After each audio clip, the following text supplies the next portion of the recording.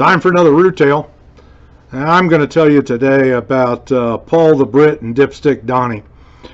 Now, this happened years and years and years ago. There's a couple of guys. Both of them were veterans. They'd both done some pretty wild stuff over the years. And they were just characters in their own right. And Donnie was kind of a dipstick, pretty loud. Always shouting across the shop and always doing stuff. Paul was a lot quieter, but quite the character in his own right. Well, this happened in the shop. The shop office was right in the middle of the shop so that the foreman could walk around the windows and see everybody and what everybody was doing from this perch that he had up at the top. And so Dipstick Donnie, he went into the office, and you had to go up a flight of stairs to the second floor to get to where the office was. So Donnie was in there doing something or other. He was a maintenance guy, and he came down the stairs after he got done talking to the foreman, and he shouted at Paul the Brit across the shop, and then he turned around and unbuckled his pants and pulled them down and mooned Paul.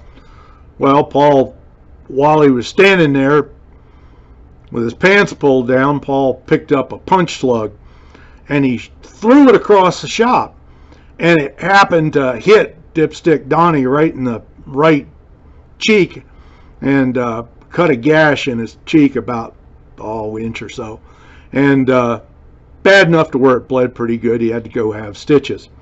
So what's the safety takeaway from that? Well, pretty obvious.